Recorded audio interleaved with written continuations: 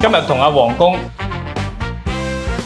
嚟到君悦豪庭睇一套我哋啱啱完工嘅案例，面積係幾大啊？86平方，86平方。我哋做嘅係半包，花費咗幾多？8萬出啲，8萬出。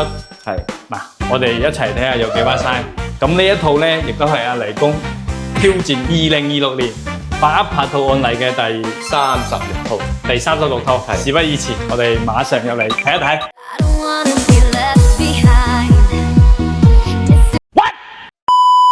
最後會將回來，錯的愛乃必經的會賽。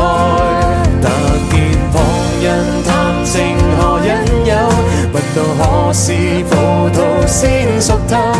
我記得我哋呢一套咧，呢個業主係喺香港翻嚟揾到我哋嘅，因為買咗二手翻嚟，全部係帶裝修嘅。嗱，裝成咁樣嘅風格。首先入門口呢度，大門咧係換咗佢嘅，喺呢個位置嗱，全部做咗櫃。同埋做咗啲石頭噶，咁我覺得非常屈晒嘅地方喺邊度咧？就係呢邊啦。睇下呢個夜景幾靚，一個大大嘅落地玻璃，然後出邊睇起晒呢啲景觀，非常之屈晒。跟住睇啲全部用石頭包晒噶。當然啦，半包項目阿黎公係唔包呢啲嘢嘅。再睇翻呢邊，本身呢個廚房係好細嘅，喺呢邊入門口呢度有一埲牆嘅。咁我哋咧就選擇將佢直接打通咗，等廚房融入埋呢個客廳。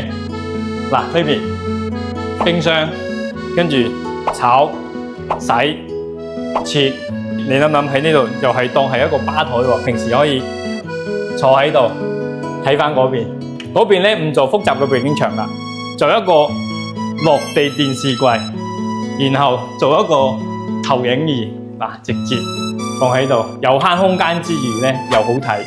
跟住天花就做咗呢種無主燈啦，懸浮無主燈。齋個廳都咁孖嘥啦，我哋再入去睇下房間嘅效果。咁我記得之前咧呢個位置廁所係比較細嘅，係嘅。佢推咗出嚟，將洗手盆推咗出嚟，做咗個雙盤，然後後邊咧係嗰個鏡嚟嘅，再整埋呢啲。可以活動嘅嗰個鏡櫃，呢邊咧就沖涼區獨立嘅，跟住到呢邊呢邊馬桶區。咁我覺得邊度挖晒咧，就係呢啲位置啦。呢啲位置用鐵磚整埋呢種嘅，非常之實用。然後呢個位放手機嘅，呢啲就細節啦。呢啲就係結合咗客戶嘅需求，同埋咧我哋將我哋嗰種工藝體現出嚟。咁呢個戶型係2間房嘅。首先睇呢間咧就係小朋友房啦。小朋友房牆面全部做晒呢種弧牆板嘅，天花其實係無主燈嚟嘅，上面仲有一個燈條嘅。呢邊咧就一個衣櫃啦。呢張床依家係好似一張活動式嘅床，後期咧可以放一張正常嘅大床，啱啱好利用個空間。呢啲牆面非常之靚，呢個業主非常之有品味。門做咗呢種隱形門嘅，一關埋道門就非常之孖嘥㗎啦。係啦，幾靚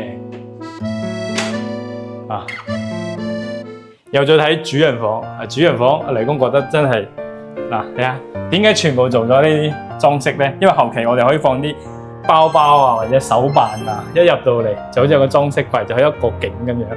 再入到嚟呢度係主人房啦，主人房呢邊就做咗背景牆，然後呢邊利用呢啲裝飾板做一個電視背景。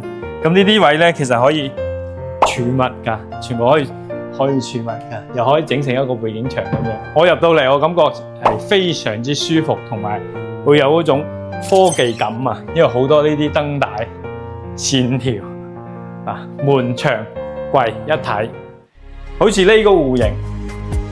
半包僅僅花費咗8點幾個 W， 但係據我所知業主喺呢個裝修上全部落地係花咗30個 W 嘅，好似咁樣嘅預算，咁樣嘅效果，你中唔中意？我係黎公，裝修記得揾我。